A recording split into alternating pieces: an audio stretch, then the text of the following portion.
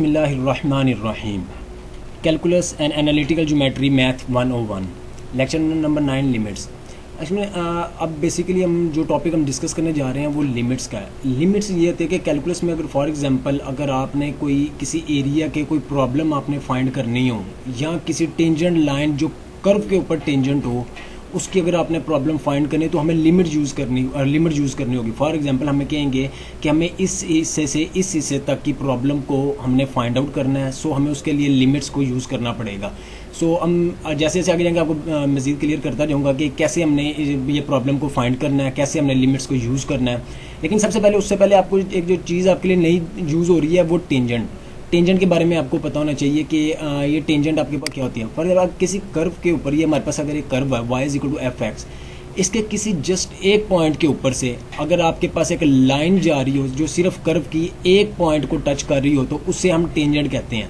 सो ये जो पॉइंट है Px0 y0 ये आपके पास टेंजेंट का पॉइंट है। सो ये जो लाइन जा रही है आपके पास टेंजेंट लाइन है।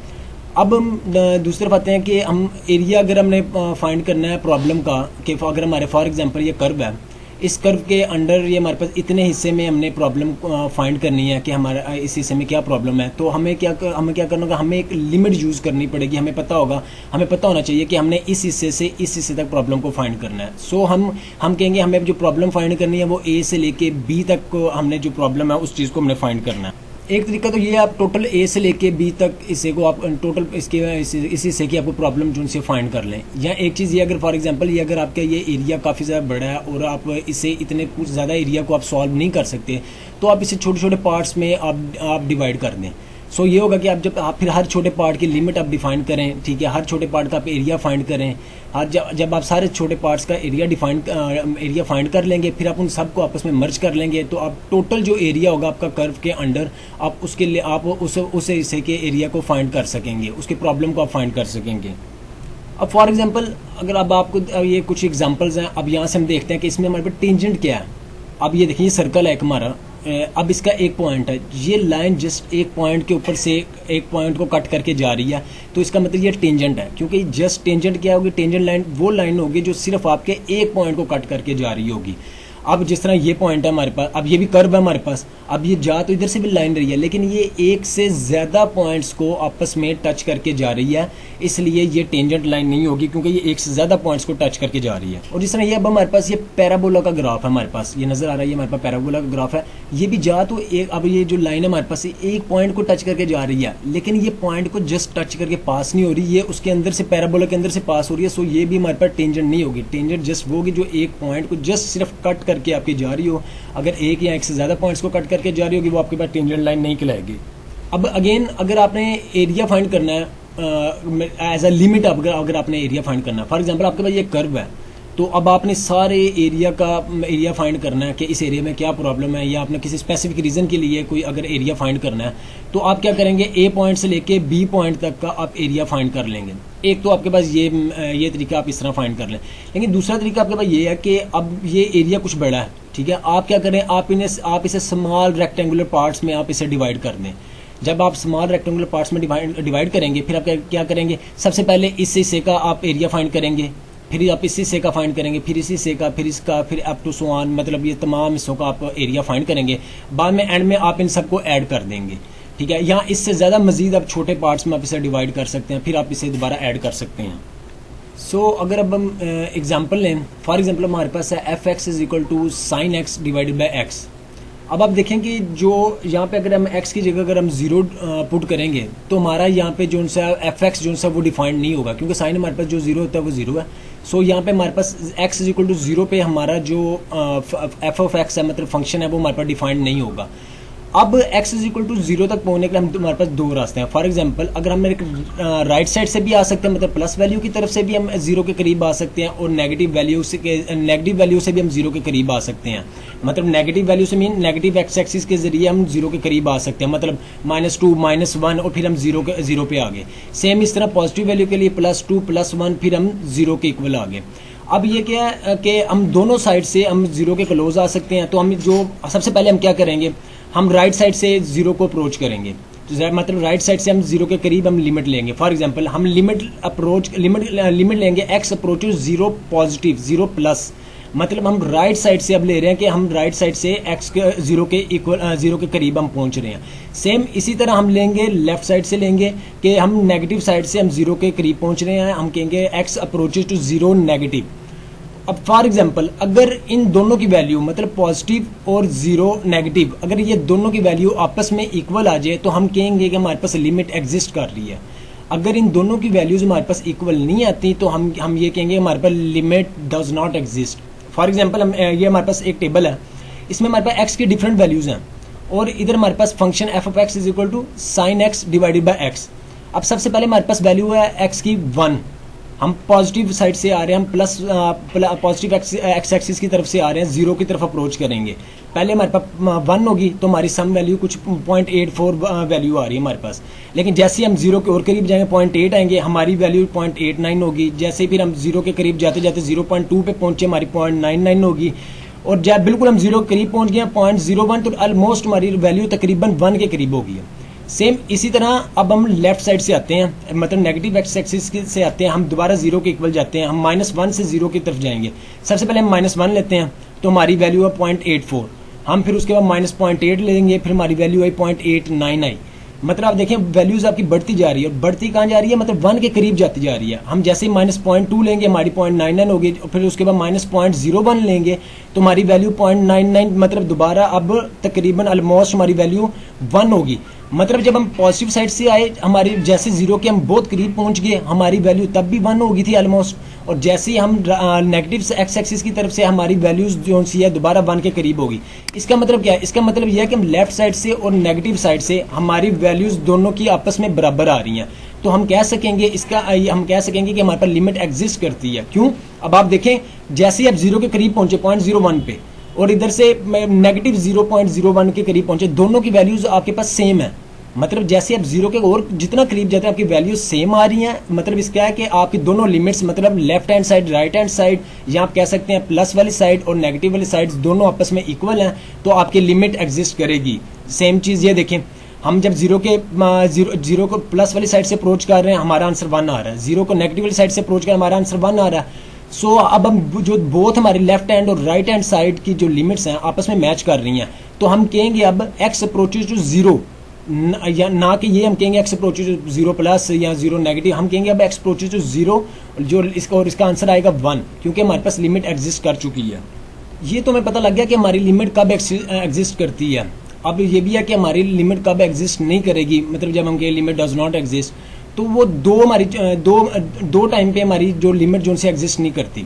फॉर एग्जाम्पल पहले आपके क्या ऑसिलेशन, जब आपके ग्राफ में ऑसिलेशंस बहुत ज़्यादा आ रही हो तब एग्जिस्ट नहीं करती। दूसरी ये कि आप अनबाउंडेड हो, मतलब आपकी लिमिट आपका जो ग्राफ है वो बाउंड ना हुआ, वो आप इन्फिनिटी तक जा रहा हो। फॉर एग्जाम्पल हम देखते हैं जिस तरह ये पहला ग्राफ है, आप इसमें देख सकते हैं कि आपके यहाँ से ग्राफ स्टार्ट हुआ, अब यहाँ पे इनफाइनाइट टाइम ये ऑसिलेशन कर रहा है। अब आपको नहीं पता इसमें कितने ये ऑसिलेशन कर रहा है, इनफाइनाइट टाइम ऑसिलेशन कर रहा है। सो आप कह सकते हैं कि ग्राफ को देख के कि आपको लिमिट एग्जिस्ट नहीं कर रही। और जो दूसरा तरीका जो इसका था अनबाउंडेड का, उसमें ये अब आप देखें ये आपका फॉर एग्जांपल पॉइंट है x0, यहाँ पे आपकी लिमिट लेफ्ट साइड से भी अप्रोच करेगी, राइट साइड से भी अप्रोच करेगी इस पॉइंट पे। अब ये जो हमारे पास ग्राफ है y equal to F of X का, अब ये देखें ये अनबाउंडेड है, मतलब ये अप टू सो ऑन यहाँ से चलता जा रहा है, हमें इसका एंड नहीं पता, ये इन्फिनिटी की तरफ जा रहा है। इस तरह राइट साइड से अगर हम देखें हमें इसका एंड नहीं पता, ये भी इन्फिनिटी ही की तरफ जा रहा है, तो हम ये कह सकते हैं ये अनबाउंडेड है। सो इसका मतलब ये है कि हमारे पास ये लिमिट यहाँ पे एग्जिस्ट नहीं करेगी। सेम एक और एग्जांपल ग्राफ से देख के हम देख सकते हैं कि हमें पता लग जाएगा कि हमारी लिमिट एग्जिस्ट कर रही है कि नहीं कर रही। ये एक और एग्जांपल है, ये हमारे पास x0 है, हमारे लेफ्ट साइड से x0 की तरफ हमारा ग्राफ जा रहा है और राइट साइड से भी x0 की तरफ हमारा ग्राफ जा रहा है। सो अब देखें लेफ्ट साइड से भी आपको नहीं पता कि आपका ग्राफ कहाँ पे जाके एंड होगा, ये माइनस इन्फिनिटी वाली साइड पे जा रहा है, मतलब ये अनबाउंडेड है, ये आपको इसका एंडिंग पॉइंट नहीं पता। सो आप ये इस ग्राफ को देख के इजीली जैसे ही आप देखेंगे आपको पता लग जाएगा कि आपकी लिमिट यहाँ पे एग्जिस्ट नहीं कर रही, ना लेफ्ट साइड से कर रही है ना राइट साइड से कर रही है। जब ना लेफ्ट साइड से करेगी ना राइट साइड से करेगी, इसका मतलब ये क्या, इसका मतलब क्या कि आपकी लिमिट एग्जिस्ट नहीं कर रही। अब हमारे पास एक और एग्जाम्पल है, फॉर एग्जाम्पल आपके पास ये ग्राफ आपको गिवन है, अब ये y is equal to F X है, मतलब ये y एक्सिस के लिहाज से हमने देखना है ग्राफ, क्योंकि x हमारे पास इंडिपेंडेंट है y डिपेंडेंट है, सो हम y के लिहाज से देखेंगे। y इज इक्वल टू 4, मतलब ये 4 पे आपका ये ग्राफ यहाँ पे डिज़ाइन किया हो गया, ठीक है, और ये आपका ग्राफ है। अब आप देखें प्लस वाली साइड पर अगर आप देखते हैं कि आपका ग्राफ यहाँ से जाता जाता ये इन्फिनिटी तक जाएगा, लेकिन फोर को टच नहीं करेगा, ये इस तरह जाता रहेगा जाता रहेगा जाता रहेगा, मतलब ये प्लस इन्फिनिटी वाली साइड पे जा रहा है। तो आप राइट साइड पे, तो आप इसे कह सकते हैं limit zone C X approach plus infinity F of X, लेकिन इज इक्वल टू 4, क्योंकि ये प्लस इन्फिनिटी वाली साइड पे आपका जा रहा है। सेम ये चीज़ जब आप लेफ्ट साइड पे जाएंगे, अब आप देखें ग्राफ आपका y इज इक्वल टू -1 पे था, ठीक है, ये -1 को ये आपका ग्राफ टच नहीं करेगा, लेकिन इसके साथ साथ ये माइनस इन्फिनिटी वाली साइड पे जाएगा। सो हम कह सकते हैं limit X approach minus infinity F F X is equal to -1। So अब आप ये देखें ये सेम चीज़ है, तो अब दोनों की वैल्यूज बराबर नहीं है, सो हम कह सकते हैं लिमिट डज नॉट एग्जिस्ट। सो अब हम अपने एक्सरसाइज की तरफ आते हैं। हमारे पास जो क्वेश्चन नंबर इसका 1, बेसिकली 8 और 9 जो उनसे लेक्चर्स हमारे कंबाइन थे, इसलिए इसे क्वेश्चन नंबर 6 का आ गया। सॉरी, अब बेसिक है ये वैसे क्वेश्चन नंबर 1 है। तो if limit H of X approaches to -8 is equal to 18 plus C, मतलब आपकी लिमिट -8 को अप्रोच कर रही है, इधर आपकी लिमिट +8 को अप्रोच कर रही है, और आपके is equal to 7 answer. So then find the value of C, हमें सी की वैल्यू फाइंड करनी है कहाँ पे, जब limit, so that limit H of X is equal to X approaches to 8 exist. अब उन्होंने खुद हमें बता दिया कि हमने सी की वैल्यू तो फाइंड करनी है, लेकिन हमारे पास ये लिमिट एग्जिस्ट कर रही है, मतलब देखें 8 के ऊपर कोई साइन नहीं है। अगर लिमिट एग्जिस्ट कर रही है तो इसका मतलब क्या है कि आपकी जो लेफ्ट साइड होगी और जो राइट साइड होगी ये दोनों आपस में बराबर होंगी। तब भी उन्होंने ये बात हमें खुद क्वेश्चन में बता दी है कि लिमिट आपकी एग्जिस्ट कर रही है। सो हम इन दोनों को एक दूसरे के इक्वल पुट करेंगे। ये देखिए यहाँ पे हम क्या करेंगे, लिमिट जो अब लेफ्ट साइड की थी ये 18 प्लस सी, लिमिट जो राइट साइड की थी 7, 18 plus C is equal to 7, so C is equal to 7 minus 18 is equal to -11। अब आपका नेक्स्ट क्वेश्चन है find the limit by using the definition of absolute value. अब absolute value को हम limit में कैसे यूज करेंगे। फॉर एग्जाम्पल आपका क्वेश्चन है X approaches +0 X divided by 2x mod. अब आपको मॉड का दोबारा मैं रिकॉल करवा दूं, मॉड में आपको नेगेटिव वैल्यूज भी होती हैं और पॉजिटिव वैल्यू, दोनों वैल्यूज होती हैं। सो इस चीज को दोबारा माइंड में रखते हुए हम आगे चलते हैं। अब ये देखें 2x है, अब 2x जो पॉजिटिव वैल्यू के लिए हम देखेंगे, सो जब हमारे पास ये कब पॉजिटिव होगा 2x, जब हमारे पास x जो है ग्रेटर या इक्वल टू 0 होगा, तब हमारे पास ये 2x पॉजिटिव होगा। हमारे पास 2x नेगेटिव कब होगा, यानी -2x कब होगा, जब हमारे पास x लेस देन 0 होगा। सो हम कह सकते हैं 2x जो है अप्रोचेस टू 2x, ये हमारे पास अप्रोच कहाँ करेगा 2x, जब x पॉजिटिव 0 होगा, क्योंकि हमें पॉजिटिव 0 गिवन है। सो हम देखेंगे x पॉजिटिव 0 होगा तब 2x अप्रोच करेगा 2x को, जो हमारे पास 2x मॉड अप्रोच करेगा 2x को। सो हम कहेंगे limit x approaches to 0 positive x divided by 2x। So हमने ये कह दिया। अब जब मॉड खत्म करके हमने प्लस की वैल्यू लेनी है, क्यों, क्योंकि हमें 0 प्लस गिवन है, राइट साइड वाला गिवन है, राइट साइड के राइट एक्स एक्सिस हमें गिवन है। सो हम प्लस की वैल्यू लेंगे, हम कहेंगे limit x approaches to 0 x से कट गया 1/2 इज इक्वल टू 1/2, आपके पास आंसर आ गया। Question number 8 find the limit by using the definition of absolute value. Limit x approaches 0 negative. अब हमारे पास 0 नेगेटिव है और एब्सोल्यूट यूज हो रहा है। इसका मतलब क्या है कि हम 0 नेगेटिव वाली वैल्यू लेंगे हम। अब देखिए x + 5 पॉजिटिव भी या नेगेटिव भी। पॉजिटिव कब होगा आपके पास, जब वो 0 के इक्वल या 0 से ग्रेटर होगा। सेम -x + 5 मतलब माइनस कब होगा ये, जब वो 0 से कम होगा। हमने चूज कौन सी करनी है, हमने 0 नेगेटिव चूज करनी है, क्योंकि हमें क्वेश्चन में गिवन है। सो हम कह सकते हैं x 0 negative x + 5 mod divide by x + 5। सो हम 0, अब हम माइनस वाली वैल्यू पुट करेंगे, क्यों, क्योंकि नेगेटिव साइड पे नेगेटिव एक्स एक्सिस वाली हमने वैल्यू चूज करनी है। -x + 5 ये वाली हम चूज करें, -x + 5 डिवाइडेड बाय x + 5। अब यहाँ पे हमारे पास क्या होगा, x + 5 और जो आपका x + 5 आपस में कट जाएगा, आपके पास आंसर सिर्फ -1 बचेगा। सो आपका answer -1। Next question, evaluate limit x approaches to infinity. अब ये इन्फिनिटी को अप्रोच कर रहा है, हमारे पास क्वेश्चन की स्टेटमेंट गिवन है।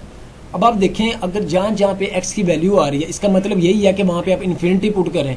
लेकिन जब आप यहाँ पे इन्फिनिटी पुट करेंगे, हर जगह x की जगह इन्फिनिटी पुट करेंगे, तो आपका आंसर इन्फिनिटी हो जाएगा। यहाँ पे आएगा इन्फिनिटी -इन्फिनिटी +1, इन्फिनिटी के अंदर कुछ भी ऐड सब्ट्रैक्ट हो जाएगा, सब कुछ इन्फिनिटी हो जाता है। नीचे भी यही सीन है। सो अब हमने कोशिश ये करनी है कि हम इसको इस तरह रीअरेंज कर सकें कि हमारे पास जो ना आंसर जो सा इन्फिनिटी ना आए जब हम लिमिट अप्रोच करें। सो इसलिए क्वेश्चन सॉल्व करने से पहले आपको खुद ध्यान रखना पड़ेगा कि आपने ऐसी क्या चेंजिंग करनी है क्वेश्चन के अंदर, ऐसे कैसे रीअरेंज इस क्वेश्चन को करना है कि आपका आंसर इन्फिनिटी ना हो। सो हम क्या करते हैं, हम एक्स क्यूब से डिवाइड कर देते हैं क्या नाम है पूरे के पूरे क्वेश्चन को। जब मैं इसे x cube divided by 1/x करूंगा, x square divided by x cube करूंगा, मेरे पास आंसर आएगा 1/x। इस तरह -3x divided by x cube करूंगा, मेरे पास आंसर आएगा -3/x square. Same 1 divided by x cube, अब नीचे भी इस तरह मैं डिवाइड करूंगा, x cube divided by x cube करूंगा तो मेरे पास आंसर आएगा 1। मैं 2x square divided by x cube करूंगा, मेरे पास आंसर आएगा 2/x। -5/x को डिवाइडेड बाय एक्स क्यूब करूंगा, -5/x स्क्वायर आएगा, प्लस 3/x क्यूब। अब ये देखें, मैं यहाँ पे इन्फिनिटी यूज करता हूँ। अब मैं जहाँ जहाँ पे x आ रहा है वहाँ पे इन्फिनिटी पुट कर देता हूँ। x की जगह 1/∞ -3/∞ का स्क्वायर प्लस 1/∞ का क्यूब, सेम ही sir 1 as it is, plus 2/∞ -5/∞ का स्क्वायर प्लस 3/∞ का क्यूब।